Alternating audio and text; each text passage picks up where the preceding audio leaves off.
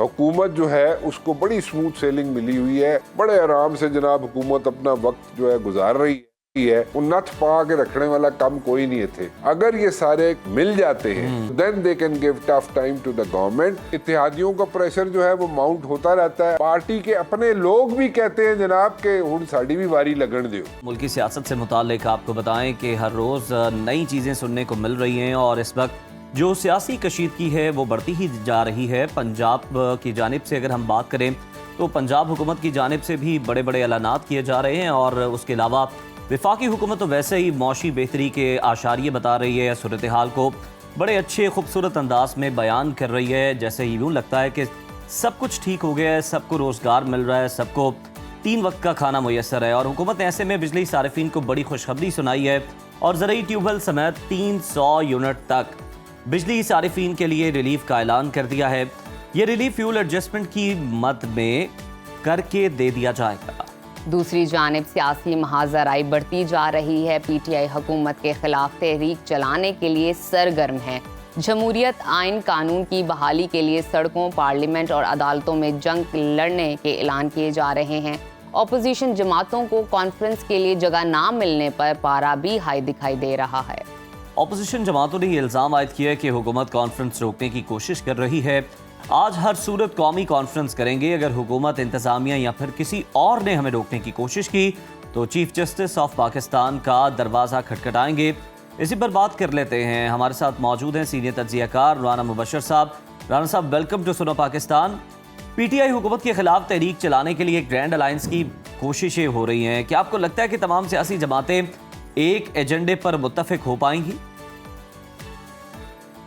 मुश्किल सवाल है जनाब कि तमाम सियासी जमातें एक एजेंडे पे जनाब मुत्तफिक हो पाएंगी या नहीं।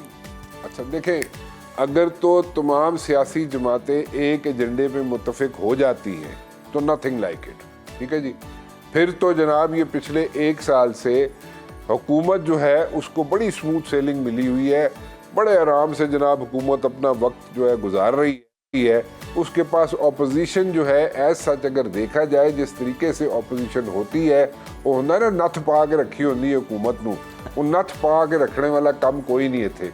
अगर ये सारे मिल जाते हैं और एक पॉइंट पे एग्री हो जाते हैं, जो भी पॉइंट ये जिस पे एग्री होना चाहते हैं उसमें भी मेरे ख्याल में काफ़ी बहस मुबाहिसा होगा। और अगर ये हो जाते हैं एक पॉइंट पे एग्री, अगर को मैं कोर्ट्स में कह रहा हूँ, अगर ये एक पॉइंट पे एग्री हो जाते हैं तो then they can give tough time to the government और फिर ये एक अपोजिशन का किरदार अदा कर सकते हैं। एंड आई पर्सनली थिंक कि अगर ये सारे जो मिलके अगर इकट्ठे होके कोई प्रेशर माउंट करेंगे हुकूमत पर तो ये फिर हुकूमत की भी इस्लाह होगी। हुकूमत जो है वो एक एक पॉइंट पे जनाब देखेगी कि कोई गलत पॉइंट तो नहीं ऐसी चुक रही है, गलत काम तो नहीं हम कर रहे। सो एक एक स्टेप जो है वो फूक फूक कर हुकूमत रखेगी, which is a good thing, which is a very good thing. और अगर ये होता है तो nothing like it, but it's a situation right now. क्या ये इकट्ठे होंगे, नहीं होंगे, एक पॉइंट पे मुत्तफिक होंगे, नहीं होंगे, that is yet to be seen. Rana साहब, हमें इस हवाले से भी बताइएगा कि सदर आसिफ अली जरदारी कहते हैं कि शहबाज हुकूमत मुआहदे पर अमल नहीं कर रही, मगर हुकूमत के साथ चलना हमारी मजबूरी है। हुकूमत को हमायत करना पीपल्स पार्टी के लिए मजबूरी क्यों बन गया है? मजबूरी इसलिए है, मैं आपको समझाता हूँ। पीपल्स पार्टी के पास जितनी सीटें हैं या जितने नंबर्स हैं, दे आर नॉट इनफ कि वो जनाब अगर किसी को साथ मिला भी लें तो वो यहाँ पे जनाब एक नई यहाँ पे हुकूमत कायम कर सकेंगे। वो नहीं हो सक रहा, वो नहीं होगा। नाउ इसलिए पीछे नहीं हट रहे पीपल्स पार्टी वाले कि अगर पीपल्स पार्टी वाले पीछे हटते हैं तो हुकूमत जो है वो गिरती है, हुकूमत गिर जाएगी, एक केओस होगा। क्योंकि अभी आप देखें जिस तरीके से यहाँ पे काम चल रहे हैं, यहाँ पे लोग आना शुरू हो गए हैं, इन्वेस्टर्स आना शुरू हो गए हैं, यहाँ पे मुख्तलिफ मुल्कों के जनाब प्रेसिडेंट्स, प्राइम मिनिस्टर्स आना शुरू हो गए हैं।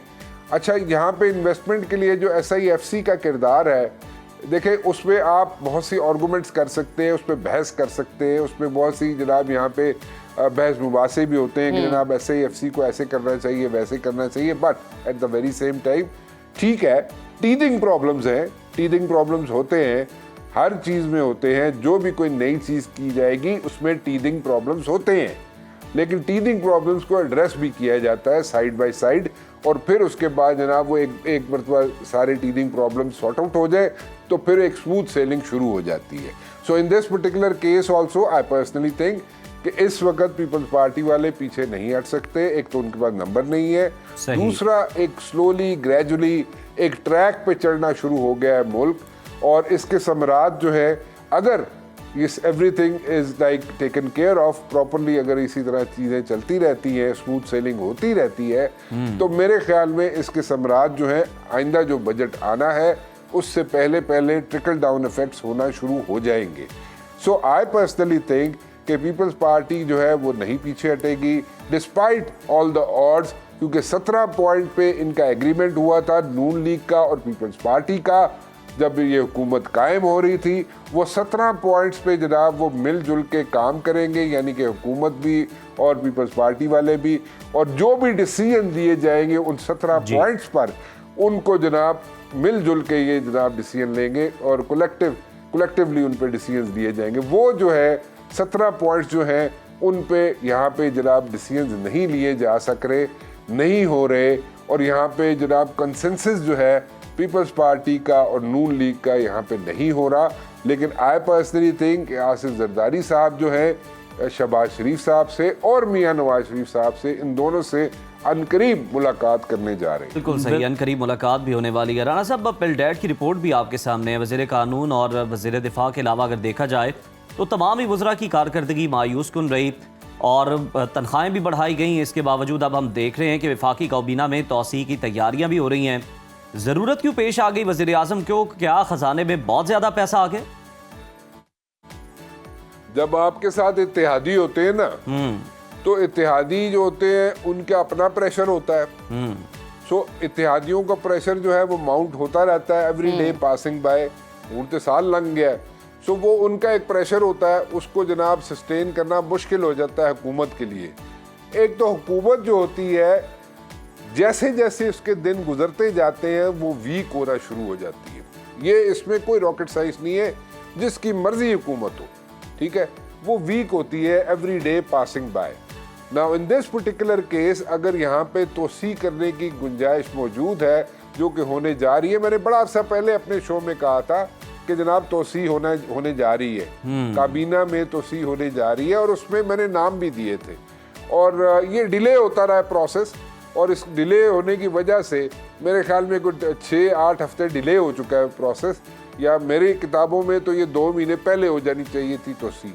लेकिन एनीवेज वो एक अलग स्टोरी है, वो अलग चीज़ है, उस पर मेरे ख्याल में इस वक्त टाइम नहीं ज़ाया करते। लेकिन तोसी होने जा रही है, अलाइस का प्रेशर होता है, with in the party pressure होता है, पार्टी के अपने लोग भी कहते हैं जनाब के हुण सानू भी जिहड़ा साडी भी वारी लगन दियो। सो उसमें अगर तोसी हो रही है तो मेरे ख्याल में अच्छा है। और जो लोग यहाँ पे नहीं कर सके डिलीवर, 1 साल के अंदर जितने मिनिस्टर्स डिलीवर नहीं कर सके, सो उनके लिए ये है कि मेरे ख्याल में अगर वो डिलीवर नहीं कर पाए, 1 साल में नहीं डिलीवर कर सके, तो मेरे ख्याल में हुकूमत को चाहिए, मियाँ शहबाज शरीफ साहब को चाहिए और नवाज शरीफ साहब को चाहिए कि he should put his foot down, और उन्हें चाहिए कि वो जनाब अपने भाई को, प्राइम मिनिस्टर साहब को बोलें कि जनाब जेडे लोग परफॉर्म नहीं किते, जिन्हें मिनिस्टर्स ने परफॉर्म नहीं किया, उन्होंने भी चेंज करो। बिल्कुल आप सही कह रहे हैं राणा साहब, उनका भी एहतसाब होना चाहिए। वो क्यों एहतसाब से बाला तर हैं। बहुत शुक्रिया आपके वक्त का।